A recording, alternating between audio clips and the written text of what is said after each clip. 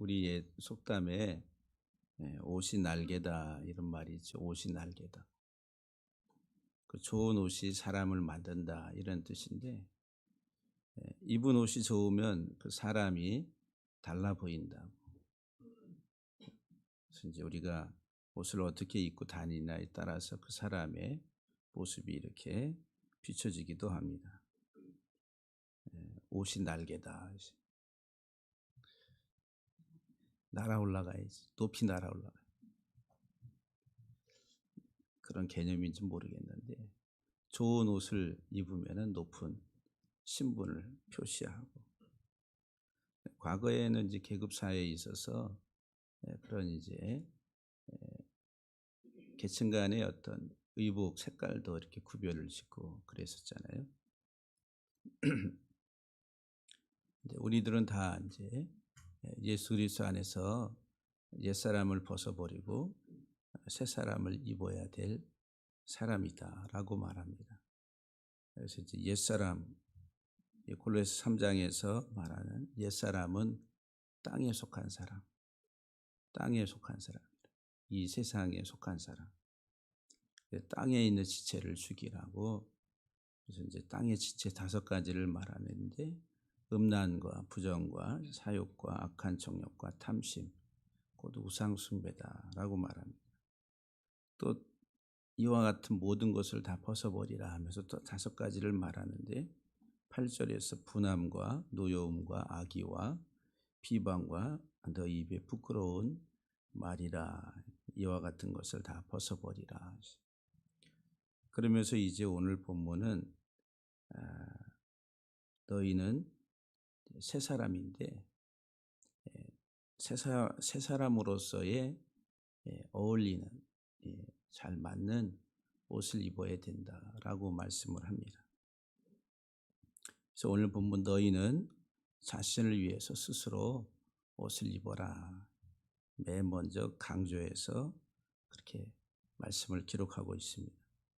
우리는 자신을 위해서 옷을 입죠. 오늘 아침에도 여러분들이 교회 오실 때 너는 옷을 입을까? 코디가 따로 있는 게 아니라 자기가 선택하고 그래서 옷을 입고 이렇게 나옵니다.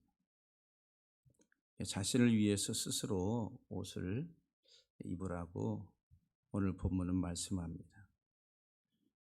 그 옷의 기능이라는 게 옷.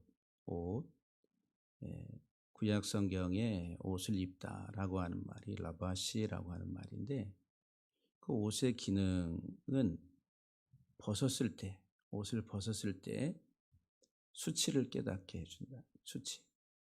그래서 이제 옷을 벗으면 어떻게 부끄럽잖아요. 예. 부끄러워서 이제 감추려고 그러고. 그러니까 알몸이 드러나면은 수치스럽게 생각하고 부끄럽게 생각한다라고 하는 거. 그래서 이 라바시라고 하는 옷을 입다라고 하는 게 수치를 깨닫게 하는 의복이라고 옷을 입는 자체가. 그러면서 이 옷을 입었을 경우에는 마음의 부끄러움을 이제 벗었을 때는 수치스러운데 입고 나니까 다 가려지니까 마음의 부끄러움, 수치를 멸하는 가려주는 기능을 합니다. 그러니까 이 옷을 입으니까 이제 마음에 이런 것들이 가려지니까 행동이 담대하겠어요? 아니면은 행동이 이렇게 자기 마음대로 막 할 수 없겠어요? 옷을 벗었을 때는 숨으려고 나가려고 하지도 않고 그러잖아요. 근데 옷을 입으니까 이제는 나가서 자기 마음껏 그러니까 마음의 용기와 어떤 행동의 힘이 에너지가 생성된다라고 하는 거예요. 이게 이제 하나의 그 옷의 기능을 그렇게 성경은 히브리어는 이렇게 우리에게 말씀을 줍니다. 이게 이제 타락했을 때에 하나님께서 우리에게 옷을 지어 입혀주셨고, 그래서 우리의 수치를 가려주시고, 그리고 또 우리가 하나님 앞에 설 수 있도록 담대함을 우리에게 줬는데, 그래서 이제 오늘 본문에도 보면 너희는 그랬어요. 너희는 누구냐? 하나님이 택하신 자들이다. 그리고 거룩하신 자들이다. 거룩한 자들이다. 그리고 하나님의 사랑받는 자들이다. 그 우리 신분, 우리의 신분이 뭐냐 이게 나의 정체성, 하나님의 택함 받은. 한번 따라합시다. 나는 하나님이 택하신 자다. 나는 거룩한 자다. 나는 사랑받는 자다. 그리스도인으로서 우리들은 이 세상 살아가는데 그 많은 사람 중에 하나님께 특별히 내가 택하심을 받았다. 그리고 하나님이 나를 구별해서 거룩하게 하셨다. 그리고 특별히 내가 하나님께 사랑받고 있다라고 하는 이 나의 신분, 나의 정체성에 대해서 분명하게 우리들은 확신을 하고 그리고 그 마음을 가지고 살아가야 됩니다. 우리가 이 세상 사는데 내가 어떤 집안의 자녀인가에 따라서 또 누구의 자식인가에 따라서 그 자녀들이 행동 양식이 다르게 나타날 수가 있습니다. 사회적으로 보면 힘 있고 아주 유력한 집안의 아이들은 애들도 기가 세가지고 막 그냥 기고만장하죠. 그렇죠. 그런데 또 이제 아주 그 뭔가 내세울 거 없고 약한 이런 집안의 아이들은 또 의기소침하고 뭔가 약간 삐뚤어지게 이렇게 행동할 수도 있고 그렇잖아요. 그 자기의 어떤 집안의 배경과 그런 것들로 인해서 자기 자신을 인식하는 것에 따라서 이제 행동 양식들이 나타나게 된다는 거예요. 근데 우리들은 다 하나님께서 특별히 택하셨다는 거예요. 하나님이 택하신 자라고 하는 것은 우리를 구원하시는 예수 그리스도 안에서 하나님이 우리를 택하시죠. 그리고 그 예수 그리스도 안에서 우리들을 깨끗하게 했다는 거예요. 이 택하다라고 하는 이 개념이 그리고 하나님이 택하신 우리들은 어떤 성격을 가지고 있냐면은 젊다는 거예요. 이 활동성이 강한 군인들과 같아요. 그래서 이제 하나님께서 이스라엘 백성들을 특별히 택해서 싸움에 나갈 장수들을 하나님이 선발할 때 그때 택하다 이런 말을 써요.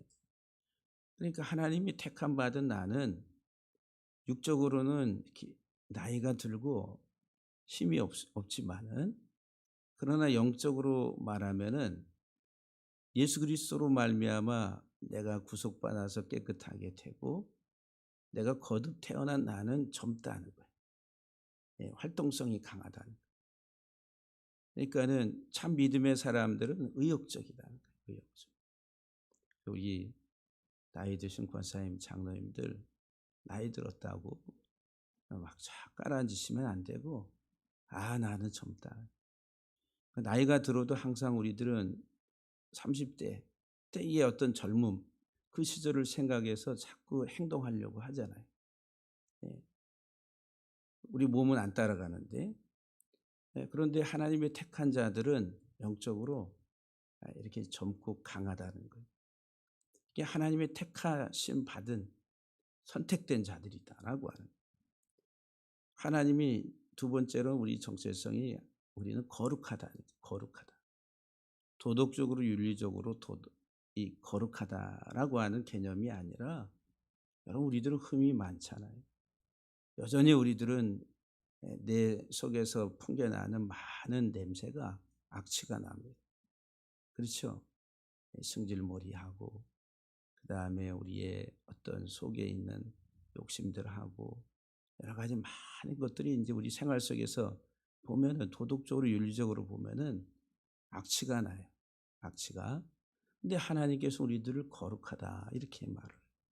그래서 이 거룩하다, 거룩한 자라고 하는 것은 우리가 이 세상 사는 동안 도덕적으로 윤리적으로 완전히 깨끗해서가 아니라 하나님께 택함 받아서 하나님의 자녀가 된 이후에 거듭나 가지고 성장해가는 하나의 과정이라는 거예요. 알곡되기까지. 그러니까는 우리가 어린아이들 가정에서 이제 가정을 이루고 아이를 잉태해서 낳으면은 아이가 어려서부터 성년이 되기까지 성장 과정이라는 게 있잖아요. 그러니까 이 성도라고 하는 개념은 그 과정이에요, 과정. 하나님의 택하심 속에서 자라가는 과정이라. 내가 하나님 믿어서 처음서부터 완전하게, 온전하게, 완벽하게 탁 바뀌어지느냐 하면은 그게 아니라 우리 죽을 때까지 예수 그리스도의 형상에까지 자라가는 성장 과정에 있다라고 하는 거예요. 그래서 이 예배당이 구약에 있어서는 이제 우리가 성전이라고 그러죠. 성전이 어디에 세워졌냐 하면은 타작마당 위에 세워졌어요. 하나님이 성전을 타작마당 위에. 그 타작마당은 뭐 하는 데예요? 봄에 씨 뿌리고 여름 지나서 꽃이 피고 열매를 주렁주렁 달리면은 가을 되면은 가을 거지해 가지고 와 가지고 타작 탁 쳐 가지고 또는 드르르르 이렇게 하면서 이제 껍데기 벗겨내고 하면서 알곡은 모아서 곳간에 들어 놓고 하는 타작마당이래, 타작마당. 그 타작마당 위에다가 이 성전을 하나님이 지으셨다. 교회는 타작마당. 그러니까 성도들이 성장해서 알곡되기까지 계속 1년 동안에 농부가 씨를 뿌리고 자라는 과정 통해서 잘 성장하도록 보살피고 그래서 이제 잘 익어서 알곡이 되며 거둬들이는 그 과정이 거룩이라는 거룩. 하나님이 이 성장 과정에 한순간도 손을 떼지 아니하시고 우리들을 거룩한 자로 하나님 택하심 속에서 자라게 해서 알곡되기까지 하나님의 특별한 택함 받은 자들이다라고 하는 거예요. 내가 잘나서도 아니고 내가 자격이 있어서도 아니고 하나님의 무조건적인 선택, 은혜라고 하는 거예요. 세 번째, 하나님께 사랑받은 자이잖아요. 너희는 사랑받은 자처럼 그랬어요. 그 사랑은 보통 우리가 이제 위에서 내려오는 사랑이라 내리사랑이라고 그러죠. 어버이날이 어버이 주일인데 부모님의 사랑은 내리사랑. 사랑은 위에서 내려오는 거예요. 자식들이 아무리 부모님 사랑한다 해도 부모님의 사랑에 발밑에도 미치지 못한다라고 하는 거예요. 그냥 무조건적으로 흘려보내줘요. 아버지의 마음으로 어머니의 마음으로 자식들에게 아낌없이 주는 것. 이게 사랑인데 우리는 하나님 아버지의 사랑을 받는 자라. 사랑을 받는 자. 할렐루야. 여러분 하나님께 사랑받고 있습니까? 예, 별로 못 받고 있습니다. 예수 그리스도라고 하는 엄청난 선물을 받았는데도 불구하고 우리들은 현실만 생각하니까 현실 속에서 살아갈 때 내 삶이 힘들고 고달프고 어려우니까 하나님이 사랑하시지 않나 봐. 그러니까 현실이라는 게 우리의 눈을 다 가려버려서 하나님이 우리를 구속하시는 구원의 그 사랑을 보질 못하게. 근데 하나님이 우리를 엄청난 사랑을 가지고 우리를 사랑을 하고 계시는데 그 사랑을 받고 있다는 것에 대해서 아주 우리는 뼈저리게 우리들은 느끼고 살아가야 된다라고 하는 거예요. 그래서 오늘 너희는 하나님이 택하사 거룩하고 사랑받는 자처럼 하면서 이제 이런 옷을 입어라 이렇게 말씀해요. 이런 옷을 입어라. 그래서 5가지 옷을 하나님이 우리에게 말씀을 하세요. 5가지 옷. 예. 하늘의 브랜드. 하나님이 우리에게 주신 브랜드. 예? 구찌. 예? 또는 또 뭐가 있어요? 다른 브랜드 생각이 안 나는데. 예? 뭐 헤지스. 우리 가면은 여러 가지 많이 있는데 근데 이제 하늘의 브랜드, 하늘의 하나님이 우리 주신 브랜드인데 첫 번째가 뭐냐면은 긍휼의 옷을 입으라는 거예요. 긍휼. 긍휼이라고 하는 브랜드를 가지고 있는 옷을 입으라고. 긍휼. 이 긍휼이라고 하는 이 단어는 구약에 있어서 이제 레헴 그래요. 레헴. 라함이라고 긍휼히 여기다, 불쌍히 여기다, 자비롭다. 그 이제 자연적인 유대예요. 다시 말하면은 부모와 자식 간의 그런 하나의 그 유대적 관계 속에서 나오는 긍휼, 자비라고 하는 것. 그래서 이제 이 라함, 긍휼히 여기다라고 하는 세 문자가 레헴 똑같은데 세 문자가 발음만 달라요. 레헴 그러니까 자궁의 여성의 자궁. 예. 자궁과 긍휼히 여기다가 동의어라고 하는 거예요. 그러면은 긍휼히 여기는 여성의 자궁을 의미하는 이 레헴이라고 하는, 우리가 긍휼히 여긴다 이 말은 모성애적인 사랑을 이야기하고 아이를 생명을 잉태하는, 우리가 누군가를, 그래서 이제 이 옷이라고 하는 이 옷을 입으라고 할 때 대인 관계, 다른 사람을 향한 우리의 삶의 태도, 자세를 이야기합니다. 그래서 우리가 긍휼의 옷을 입을 때에는 생명을 잉태하는 거예요. 누군가를 긍휼히 여기는 것, 여러분도 우리가 세상에 누군가를 긍휼히 여기는 것, 그 영혼의 생명을 잉태하는 것. 믿지 아니하는 내 가장 가까운 사람을 내가 불쌍히 여기는 것은, 긍휼히 여기는 것은 그 영혼의 생명을 잉태하는 것이다라고 하는 것. 그러니까 이 긍휼이라고 하는 것은 단순히 그냥 불쌍해서 그냥 어떻게 해요, 이게 아니라 그 생명이란 생명.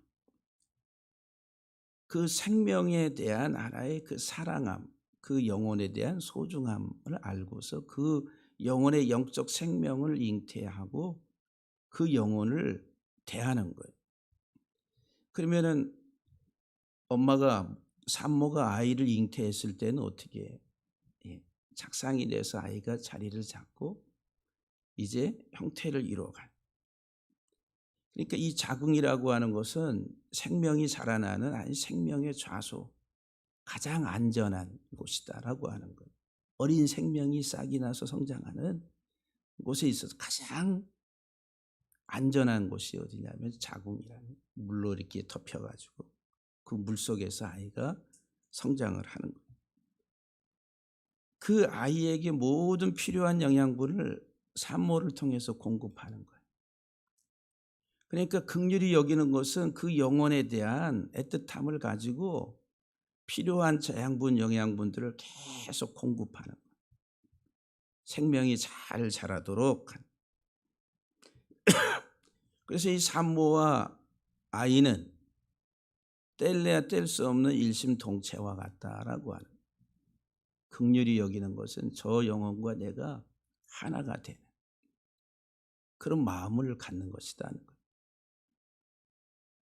제가 이 말씀을 이렇게 준비하면서 내가 우리 성도들을 얼마나 긍휼히 여겼나 생각하니까 너무너무 부족하구나. 아이를 잉태하고 산모는 아이를 위한 끝없는 인내와 기다림, 그리고 아이에게 맞춰가면서 모든 것들을 조절을 하고, 그 생명이 태어날 때에 그 아픔, 고통을 참고, 그리고 그 생명을 꽃피우는 것. 이게 긍휼이라는 게 긍휼. 우리가 입어야 될 브랜드, 하나님의 택하시고 하나님의 거룩한 자로, 하나님의 사랑받은 자들로 살아가는 하나님의 사람들이 입어야 될 브랜드의 가장 고급진 옷, 긍휼이라는 거. 긍휼. 육신의 이 땅에 속해 있는 지체와 또 옷들은 우리의 탐욕이라는, 탐욕적인 거예요. 그러나 이제 하나님이 우리에게 입으라고 주시는 옷은 탐욕이 아니라 내게서 다 흘려보내는 거예요. 그 첫 번째 그게 긍휼이라는 긍휼의 옷을 우리 교회가 우리 성도들이 긍휼의 옷을 잘 입는 멋진 우리 비전 성도들 다 되시기를 주의 이름으로 간절히 축복합니다. 두 번째 옷이 뭐냐면 자비라는 게 자비. 이 자비라고 하는 이 단어는 뭐 긍휼과 자비 우리는 이렇게 뭐 비슷비슷한 단어에 그냥 한글로 우리가 이제 이렇게 이 사전을 찾아보면 근데 이 자비라고 하는 것은 정직함, 가치 있다. 사전에 보면은 친절하다, 온화하다 뭐 이렇게 정의를 내려놨는데 이 자비라고 하는 이 자비 옷은 기본적인 그 의미가 뭐냐면은 내가 스스로 자원을 해가지고 전부 다 지금 이 옷들은 어떤 관계를 대인 관계라고 그래요. 대인 관계. 다른 사람들을 향한 나에게서 나가야 될 대인 관계 옷이라고 그랬어요. 이 자비는 자원해가지고 누군가에게 쓸 것을 제공하는 것, 필요를 제공하는 것. 이게 자비라고 하는 것, 자비. 우리가 성경에 보면은 누가복음 10장에 보면은 강도 만난 자의 이야기가 나옵니다. 여리고로 내려가다가 강도를 만났어요. 겁안 죽게 됐어요. 그런데 첫 번째 사람이 지나가는데 제사장이 지나가요. 그냥 못 본 척하고 스쳐 지나갑니다. 두 번째 사람은 레위 사람이 지나가요. 레위 사람이 지나가다 이 레위 사람도 그냥 못 본 척하고 지나가요. 근데 세 번째 사람은 사마리아 사람이 지나가다가 이 사람을 치료해주고 데려가서 치료해주고 만약에 더 경비가 들면 나중에 자기가 다 갖다 주겠다라고 하고서 이 강도 맞는 자를 도와줍니다. 그러니까 그 율법교사와 대화 속에서 예수님께서 그 율법교사에게 누가 이 강도 만난 자의 이웃이냐. 그러니까 이 율법교사의 대답이 자비를 베푼 자니이다라고 말을 해요. 자비를 베푼 자입니다. 그러니까 예수님께서 이 율법교사에게 너도 가서 이와 같이 하라 이런 말씀을 줍니다. 그러니까 이 자비라고 하는 것은 필요를 제공해 줘. 정말 저 영혼을 위해서 내가 필요를 쓸 것을 자원을 해가지고 제공해 주는 이 자비의 사람이다라고 하는 거예요. 이타적인 거예요. 이기적이지 않고 이타적인. 여러분들의 이 가슴에 브랜드 마크 자비라고 하는 자비의 옷을. 할렐루야. 세 번째 옷은 겸손이라는 겸손. 이 겸손은 마음을 낮춘다라고 하는 그런 뜻인데 이렇게 낮추다라고 하는 구약의 이제 히브리적 개념을 가지고 이 단어를 보게 되면은 이게 낮추기 위해서는 먼저 자신의 권위를 내려놓는 거예요. 자신의 권위를 내려놓는다. 그 개념이 있어요. 두 번째로 어떤 개념이 있냐면은 자기의 뛰어난 것들을 다 내려놓는다는 거예요. 우리는 세상에서 좀 더 높은 지위에 올라가려고 그러고 좀 더 자기를 뽐내려고 그러고 세상에서 우리들은 자기의 잘된 것들을 자랑하려고 그러잖아요. 우리들은 그걸 가지고 우리들은 과시하면서 살려고 그래요. 그런데 이 겸손은 자기 권위, 세상에서 가지고 있는 권위, 이 땅에서 그리고 자기의 뛰어남 이런 것들을 다 부수고 벗어버리고 다 내려놓는다. 그래서 이 겸손의 왕은 누구냐? 예수님이시다. 빌립보서 2장이 그것을 설명해. 겸손을 그렇게 설명을 해. 빌립보서 2장 5절 이하 8절에 보면은 너희 안에 이 마음을 품으라. 곧 그리스도 예수의 마음이니 그는 근본 하나님의 본체시나 하나님과 동등됨을 취할 것으로 여기지 아니하시고, 그 권위라는 권위, 하나님이라고 하는 권위, 그것을 취할 것으로 여기지 아니하시고 오히려 자기를 비워서 종의 형체를 가지사 사람들과 같이 되셨고 사람의 모양으로 나타나서 자기를 낮추시고 죽기까지 복종하셨으니 그 십자가에 죽으심이라 그랬어요. 예수 그리스도의 삶 자체가 겸손이라는 거예요. 왜? 우리를 살리시기 위해서. 우리를 살리기 위해서 주님은 자기의 모든 권위와 뛰어난 것과 그 모든 것들을 다 내려놓고 우리와 같은 모습으로 세상에 오셔서 죽기까지 복종하셨다라고 말씀합니다. 우리는 참 무슨 유튜브의 제목이 보면은 겸손하기 힘들다고 이런 유튜브 제목도 나옵니다. 세상은 참 겸손하면은 무시당하는 것 같고, 예? 그래서 뭔가 막 사람들 앞에서 뭔가 좀 좋게 보이고 잘나 보여야지 주목을 받고 그러는데, 이 세상은 이 특이하면은 사람들이 주목을 하고 막 그러는데, 근데 우리가 입어야 될 옷은 겸손이란 겸손. 겸손해. 제가 겸손해 보입니까? 교만해 보입니까? 예. 겸손이, 우리의 브랜드는 겸손이란 겸손. 네 번째 우리가 입어야 될 그 옷이 뭐냐면 온유라고 하는 온유. 이 온유라고 하는 온유의 옷. 이런 개념들을 우리가 우리 한글 가지고 이 개념을 다 이해를 못하는 거예요. 제가 여러분들한테 지금 이렇게 좀 풀어서 설명을 해드리는 거예요. 온유라고 하는 온유. 우리는 온유, 자비, 긍휼 다 도덕적으로 윤리적으로 이렇게 그냥 이해를 해요. 근데 이 온유라고 하는 이 개념은 길들여지는 길들여. 그 야수성을 가지고 있지 아니하고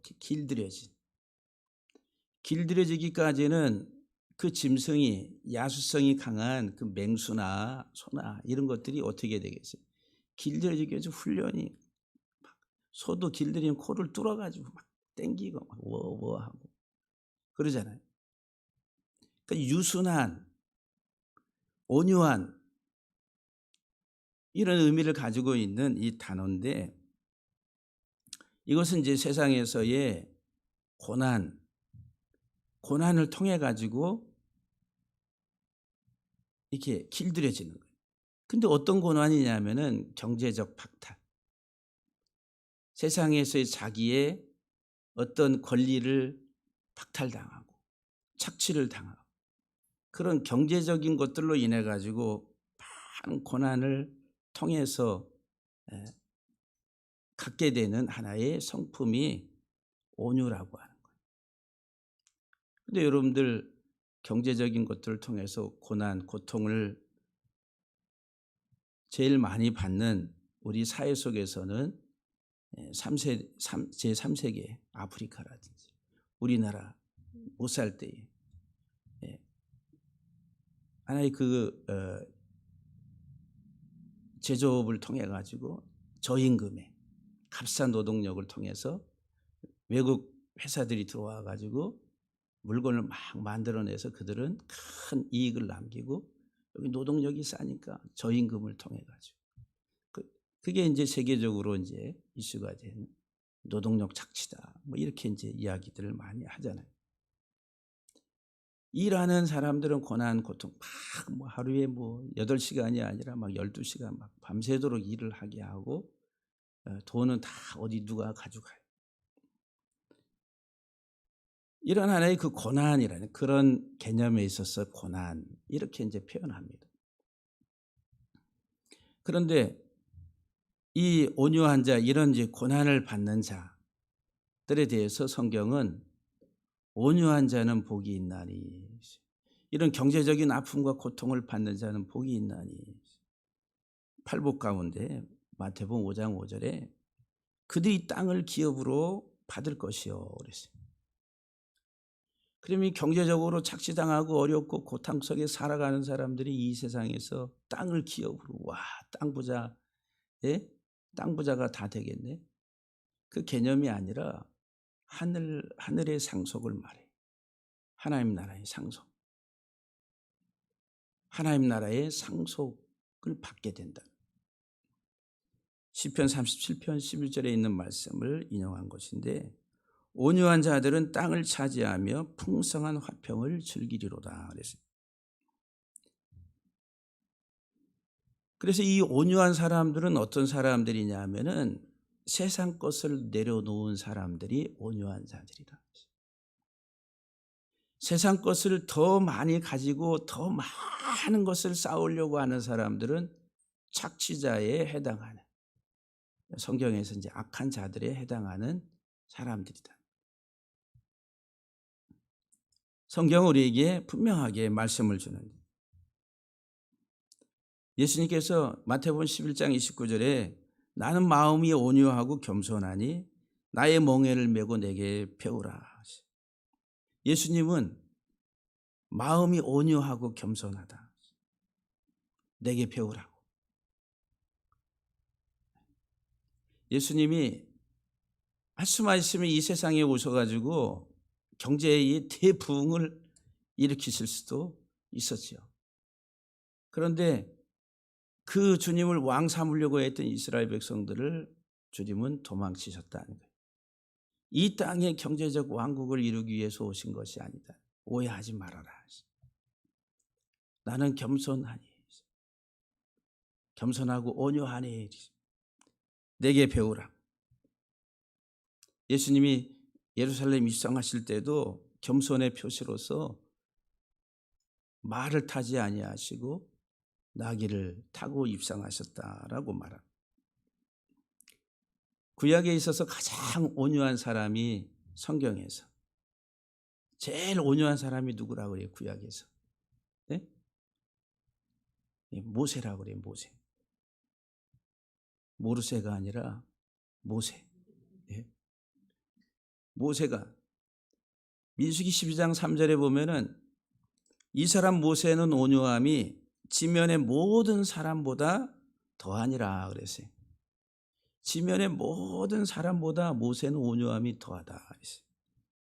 그래서 온유함이 부드럽다, 유순하다. 우리는 그렇게 정의를 하지만은 구체적인 개념, 지면에 있는 모든 사람보다 더 온유했다라고. 근데 모세도 화를 잘 내잖아요. 예? 그런 개념이 아니라 우리는 모세의 온유함을 어디에서 보게 되냐면 히브리서 11장에서 봅니다. 히브리서 11장 24절과 26절에 보면은 믿음으로 모세는 장성하여 바로의 공주의 아들이라 칭함 받기를 거절하고 도리어 하나님의 백성과 함께 고난 받기를 잠시 죄악의 낙을 누리는 것보다 더 좋아하고 그리스도를 위하여 받는 수모를 애굽의 모든 보화보다 더 큰 재물로 여겼다. 이는 상 주심을 바라봄이라. 그러니까 모세가 지면의 모든 사람보다 더 뛰어난 온유함을 가진 것은 모세는 바로 왕의 왕자입니다. 왕자는 한나라의 모든 권력 그리고 재물 모든 것들을 다 관장하십니다. 다 가지고 있는 사람이라고 볼 수가 있는 거예요.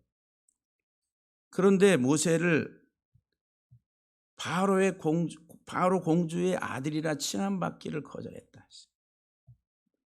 그리고 하나님의 백성과 권한받기를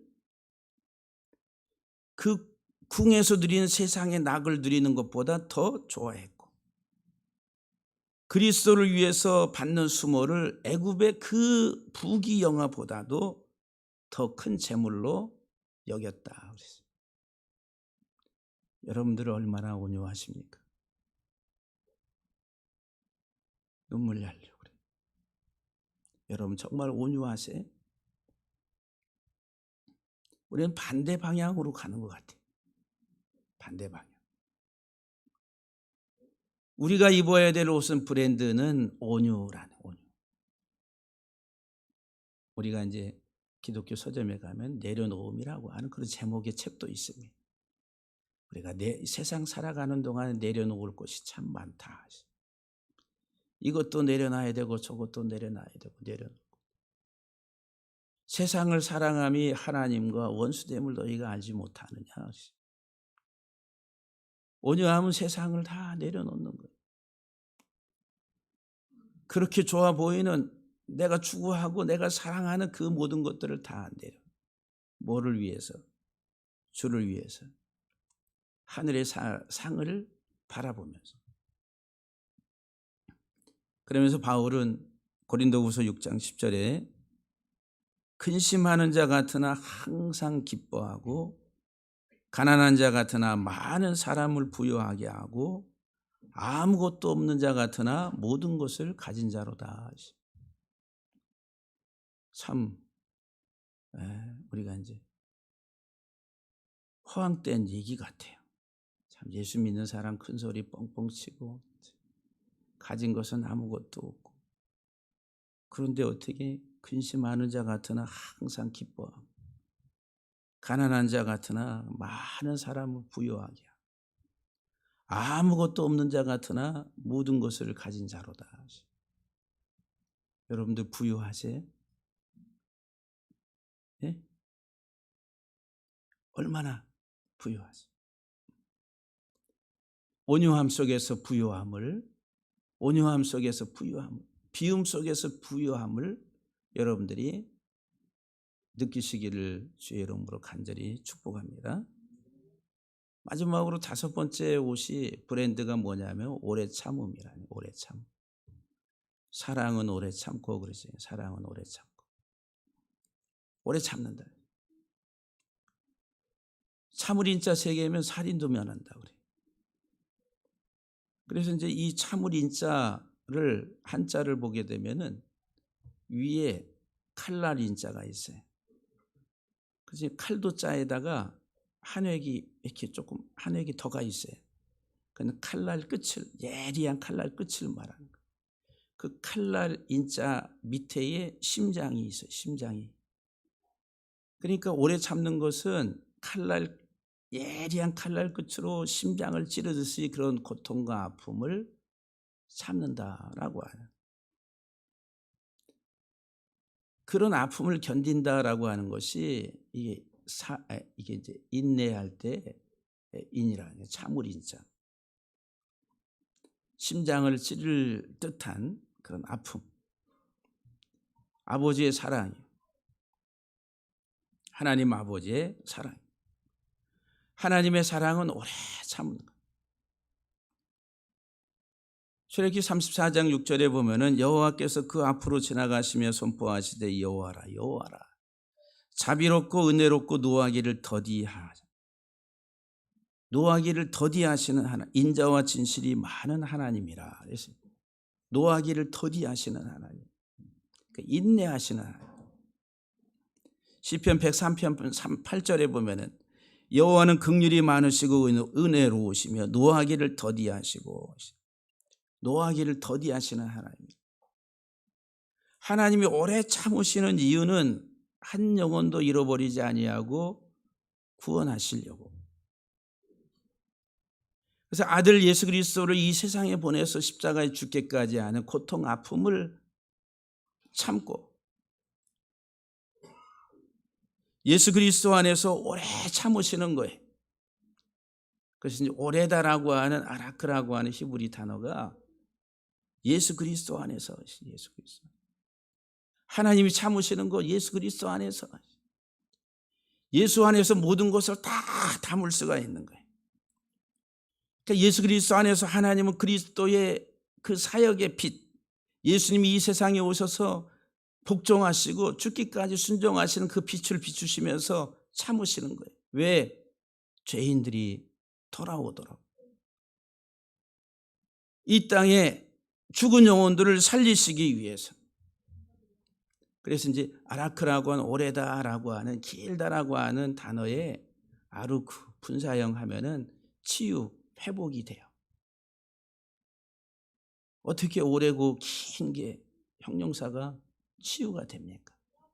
히브리 개념이 오랜도록 하나님이 참으시고 또 기다리시며 목적이 뭐냐 하면은 치유, 회복, 복구하시려고. 죄로 타락한, 죄로 죽은 이 세상을 다시 하나님의 의도대로, 하나님의 계획대로 복구하시고 회복하시고 치유하시려고. 이게 오래 참으시는 하나님이라. 저와 여러분들이 오래 참음의 옷을, 우리는 인간적인 감정 가지고 막 화를 내고 세상적인 것들로 인해서 우리는 끌어오르고 막 지지고 볶고 삽니다. 그러나 하나님의 시각 속에서 바라보면서 한 영혼들을 우리가 대인 관계 속에서 바라보면 오래 참는 거예요. 무엇 때문에? 이 영혼이 살도록, 영원한 생명을 얻도록. 우리 사랑하는 성도 여러분들, 오늘 저와 여러분들은 하나님이 택하시고 거룩하게, 그리고 특별히 하나님께 사랑받는 자들로서 우리들은 하나님이 입혀주시는 이 고급 브랜드, 세상에서 줄 수 없는 가장 좋은 브랜드의 옷을 잘 입으셔서 정말 우리들로 인해서, 나로 인해서 한 영혼을 살리는 그런 아름다운 우리 성도들 다 되시기를 주의 이름으로 간절히 축복합니다.